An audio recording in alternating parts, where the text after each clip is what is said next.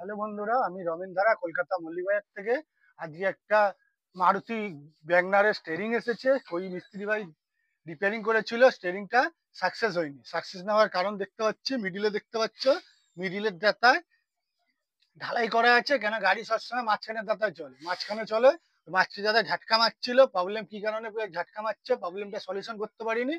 ঝাটকা বন্ধ করার জন্য মাঝখানে দাতায় ওয়েল্ডিং করেছি। এখন দেখা যাক স্টেরিংটা আমি গিয়ে চেক করে দেখি রিপেয়ারিং করার পর কতটা সাকসেস হয় আর ক মাসের দিয়ে যেতে মাঝখানে এসে আটকে যাচ্ছে।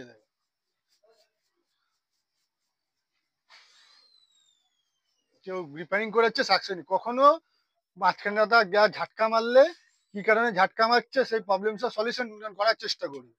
না ওয়েল্ডিং করে স্টিয়ারিংটা খারাপ করে দেবেন না। প্রচুর কারণের জন্য ঝাটকা মারে, অ্যাডজাস্টিং বেশি করলেও মাঝখানে দাদা ঝাটকা মারে, টাল থাকলেও ঝাটকা মারে। এসব কি কি প্রবলেম আছে সলিউশন করবে, তারপরেই ফিটিং করবে। এই না যে ওয়েল্ডিং করে স্টিয়ারিংটা খারাপ করে দেবে। স্টিয়ারিংটা আমি খুলে নিচ্ছি, খুলে নিয়ে দেখছি আর কি কি প্রবলেম আছে।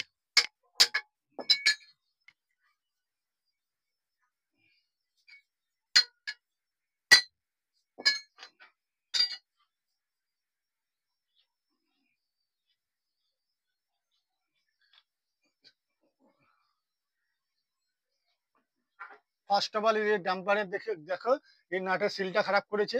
একটু জুম করে দেখাচ্ছে, এই দেখো সিল খারাপ করেছে, সিল খারাপ করেছে। সিল চেঞ্জ করতে হবে, সিল পাওয়া যাবে না, এর জন্য পুরো ডাম্পারটা এই নাটটাই আমাকে নতুন রুল একটা লাগাতে হবে।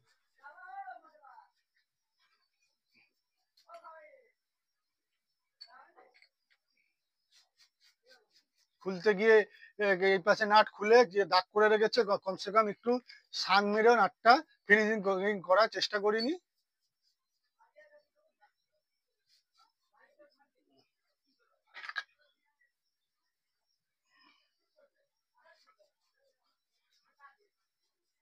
ঠিক আছে,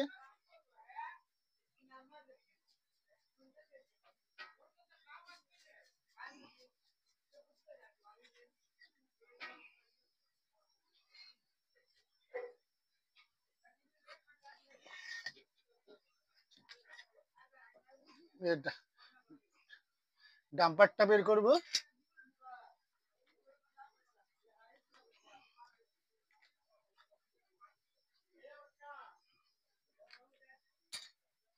এবার এই বুশটা চেক করবো, বুশের কারণে হতে পারে বুশ বেশি টাইট হয়ে গেলেও প্রবলেম দেখা যায়। বুশটা চেক করো, বুশটা কেমন আছে।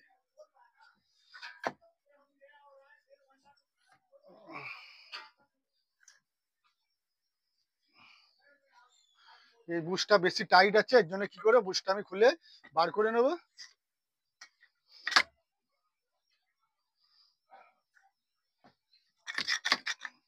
বুশটা খুলে বার করে নেবো। কেন গ্রিসের অবস্থা দেখতে পাচ্ছ, গ্রিস পুরো লাল হয়ে গেছে, গ্রিসটা খারাপ হয়ে গেছে। গ্রিসটা পুরো আমাকে একদম ফুল বডি থেকে গ্রিসটা ক্লিন করতে হবে। আর সাথে দেখো এই দেখো পাত্তি মাত্তি দিয়ে বুশটাকে টাইট করা আছে। এসব বুশ খারাপ হয়ে গেলে নতুন বুশ একটা ইউজ করবে, কে কিন্তু এসব দিয়ে যোগান করে এই টেম্পোরারি কাজ করার চেষ্টা করবেন না। সাথে এইভাবে যদি করবেন তো স্টিয়ারিংটা খারাপ হয়ে যাবে, যতটা রিপেয়ারিং করার খরচা হইতে থাকে। এইভাবে এসব পাত্তি মাত্তি দিয়ে স্টিয়ারিং এইটা করেছে।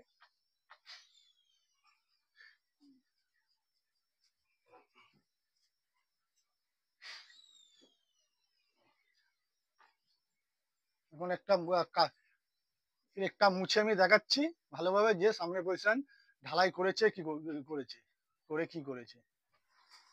এই দেখো সামনে দাতা ঢালাই করেছে এইভাবে।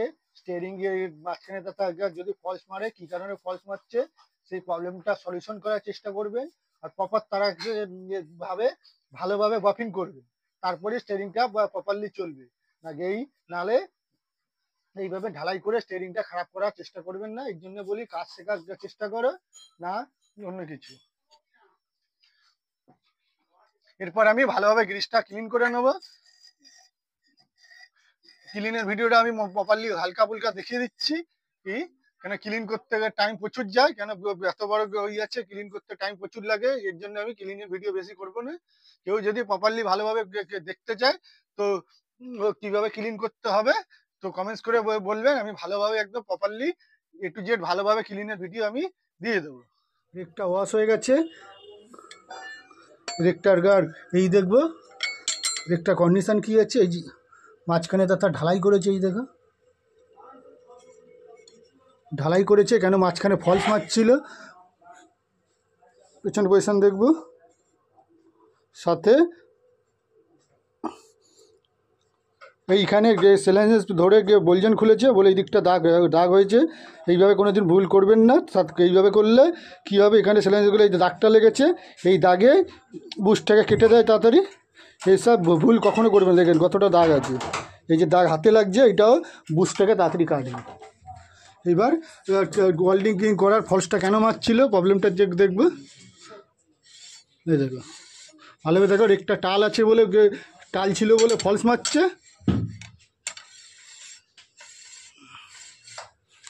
ভালোভাবে দেখাচ্ছি, দেখো রেকটা টাল আছে বলে ফলস মারছিল, কী করেছে রেকে টাল না ভেঙে, দেখো ভালোভাবে দেখুন গুণাটা দেখো, টাল ঘুরছে।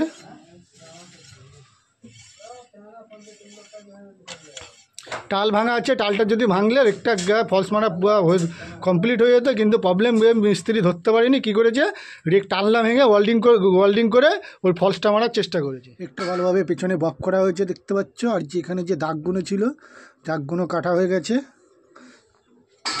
সাথে দেখো পেছনে যে ওয়েল্ডিং ছিল ওয়েল্ডিংটা কাটা হয়েছে।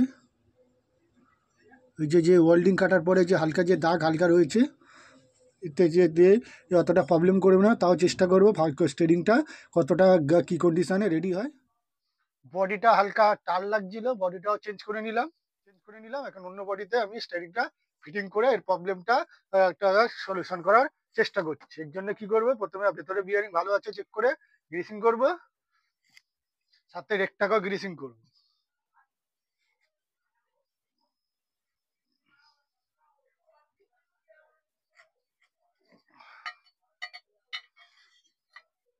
করে ঢুকিয়ে দিল। এরপর পেনিয়ানের বিয়ারিং এ ভালোভাবে গ্রিসিং করব।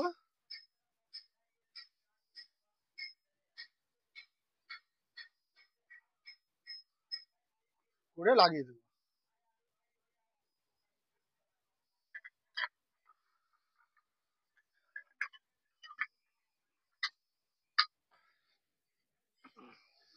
পিনিয়ন নাটের দেখবে সিলটা খারাপ ছিল, একটা অন্য একটা পিনিয়ন নাট নিয়ে নিলাম। সিল অ্যাভেলেবেল নেই। অ্যাক্সিডেন্টাল বডির যে টারা বেড়া বকি অ্যাক্সিডেন্টাল ব্যাকা বডির যে পেনিয়ান আর এইসব আছে, এইসব মাল স্টোর করে রেখে নি, যে যেন খারাপ বেরোলে অন্য মাল লাগানো যায়। এবার এটাকে আমি ফুল টাইট করে নেবো, সাথে বাকি যে জিনিসটা আছে প্রপারলি পুরো লাগিয়ে দেবো।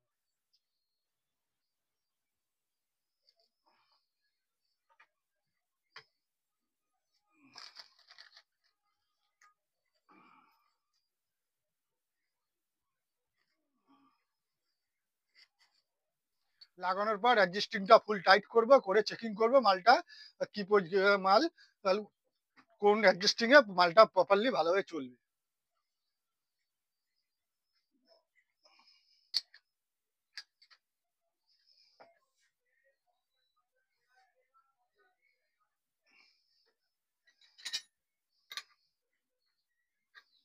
ঠিক আছে, এবার একটু প্রথমে বুস্টটা ঠুকে দেবো।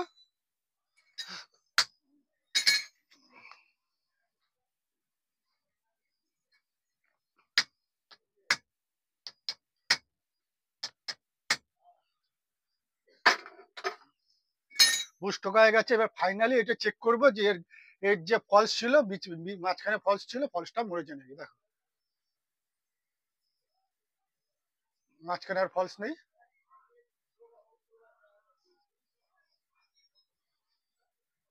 এবার অ্যাডজাস্টিংটা হালকা ঢিলা করবো, দেখো একটা ফলস আছে। এর জন্য সবাইকে বলবো যে রেক ফিটিং করার আগে, খোলার পর আগে ওয়াশ করে আগে রেকটা টাল চেক করবো।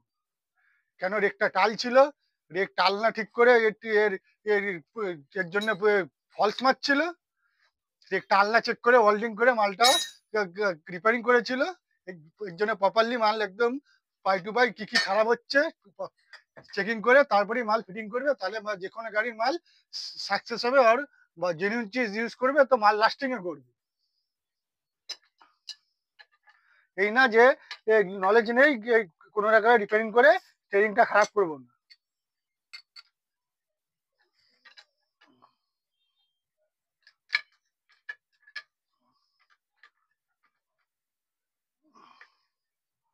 ট্রেনিংটা রিপেয়ারিং কমপ্লিট, এটা রঙে হয়ে বাকি এর কাজ ফিনিশিং হবে। ভিডিওটা ভালো লাগলে লাইক করবে, শেয়ার করবে। আপনার গাড়ির স্টিয়ারিং রিপেয়ারিং করতে হলে করাতে হলে আসতে হবে কলকাতা মল্লিক বাজার দুর্গা সার্ভিস সেন্টার।